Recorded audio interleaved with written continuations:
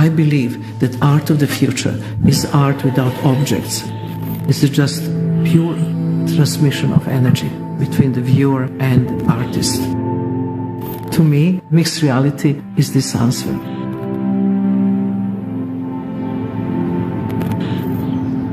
This was a unique opportunity to take the most legendary artists working now and capture them in such a way that they are translatable forever. If you're a collector, you're trying to find works that break new ground. We here at Christie's believe that this is that. And it will be the first time that a mixed reality artwork is sold at auction. There was always a question what you buy when you buy performance. You buy the video or you buy the edition of photographs. Here, you actually can have the artist's presence in your collection. The first thing that we had to figure out was you had to feel that you were in the room with Marina, not a document of Marina. So HoloLens 2 was created by people who quite clearly have an interest in the audience forgetting that they are using technology. So the purest expression of artistic intent can happen. I really want viewer to be with me in the space, in here and now. The life is dealing with what is going to stay after I'm not there anymore. And I can face myself. And that's a frightening experience. Really like you're facing your own ghost. There is always this great idea of immortality. Once you die, the work will never die because the work of art can continue. In performance, the piece is only in the memory of the audience and nowhere else. Here, I am kept forever. Spirit cooking has been brought to the forefront all of a sudden. It's come out of the dark into the light. It's been around forever. And the people that are in power in our government and around the world, as well as celebrities and all other people of means, have followed this for the longest time. This is nothing new. There is nothing new under the sun.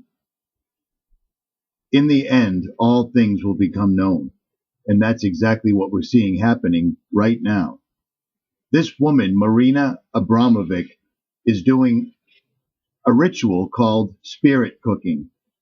And if you look at the news, you look around, this is all over the place now. The alleged that the candidate running for president right now, the presidential selection for 2016, is involved with this, as well as Podesta and all other people. This has been around for a long time. This is nothing new at all. The one thing I want to point out in this video right here is the fact that she has what's known as a golem in the corner, and the ritual that she does with the said golem, as well as the fact that she's painting with breast milk, menstrual blood, sperm, feces, and urine, and she's also giving a detailed description of what to do to actually carry out this particular ritual, which is very extensive. They zoom in on it to give it the theatrical air of mystery, so to speak. But notice in the corner what appears to be a golem or a homunculus. What is that, you ask? I'll show you. Watch this. This video, Age of Deceit 2, made by Gon Shimura from Face Like the Sun, can explain it better than I, but this is nothing new. This all goes back to the works by Aleister Crowley, and again, all the rich and wealthy people that have followed his work over the years.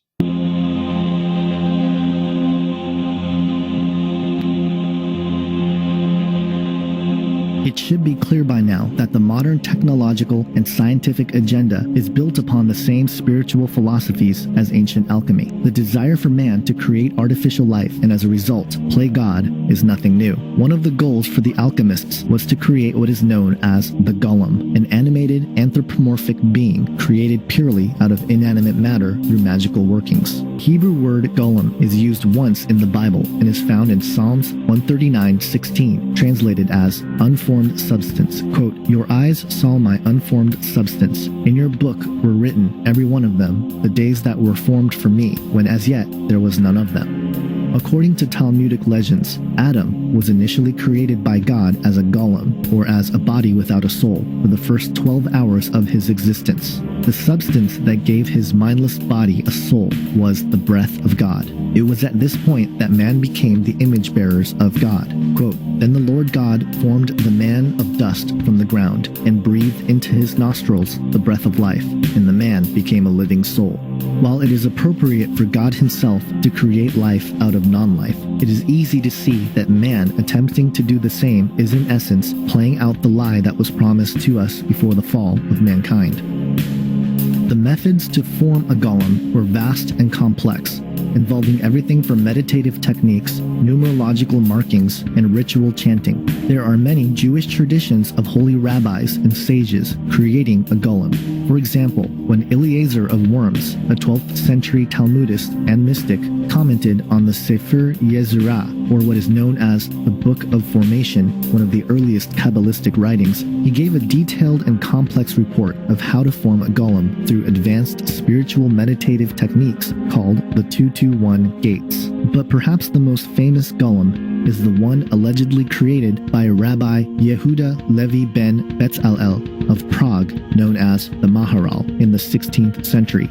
The legend goes that the Maharal created a golem named Yosel to help save the Jews of Prague from the blood libel, an early form of anti-Semitism where cults derived from Roman Catholicism falsely accused the Jews for kidnapping and murdering children to use their blood in religious rituals. After fulfilling his purpose, the golem Yosel was de-animated by the Maharal. It is widely believed that Yosel's body was stored and still lays in the attic of Prague's Old New Synagogue, a building that was curiously not destroyed by the Nazis in World War II. In fact, it is believed that the Gestapo didn't even enter the attic when they took hold of the synagogue.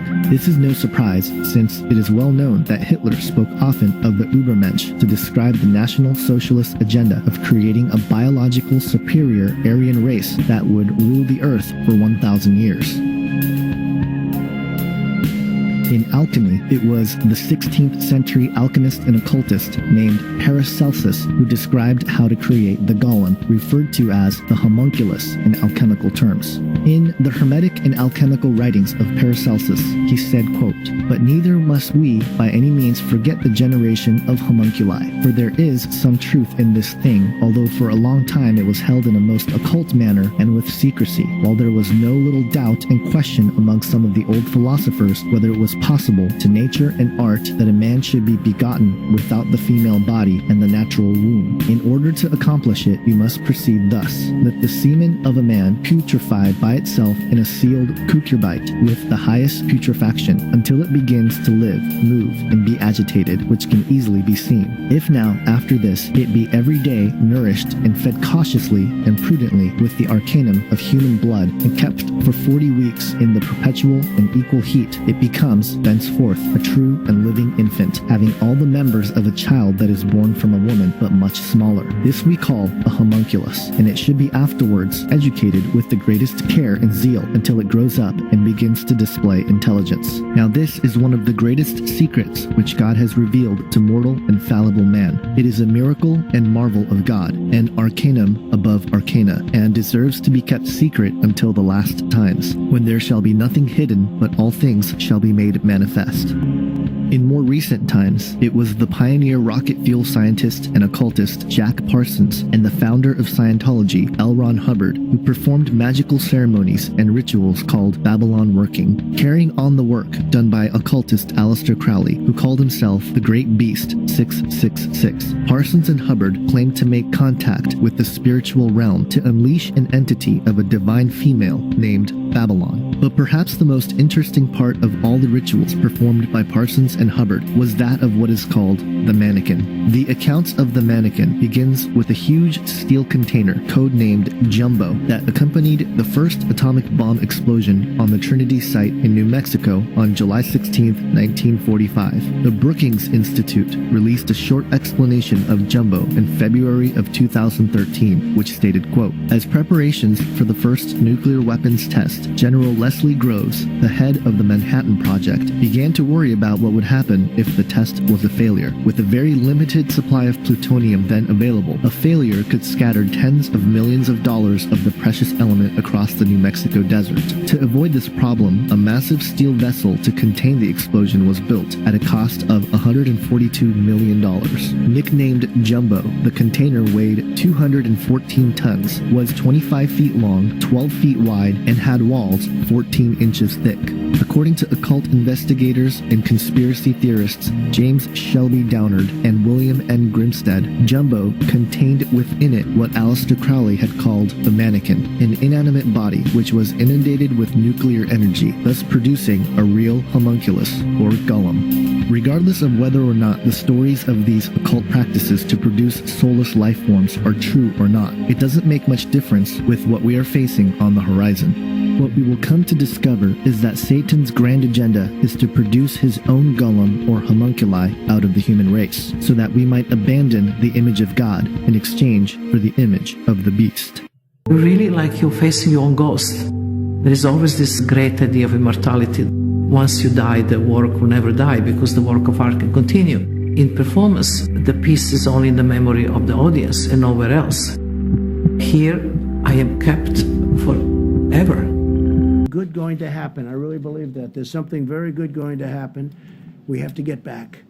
So think of it in this horrible period, this horrible, dark period where this monster came and worked its horrible, horrible spell over the world. 184 countries as of this morning. 184 countries. Something good going to happen. I really believe that. There's something very good going to happen. We have to get back. I really believe that. There's something very good going to happen. We have to get back. So think of it in this horrible period, this horrible, dark period where this monster came and worked its horrible, horrible spell over the world. 184 countries. Period. This horrible, dark period where this monster came and worked its horrible, horrible spell over the world. I am kept forever.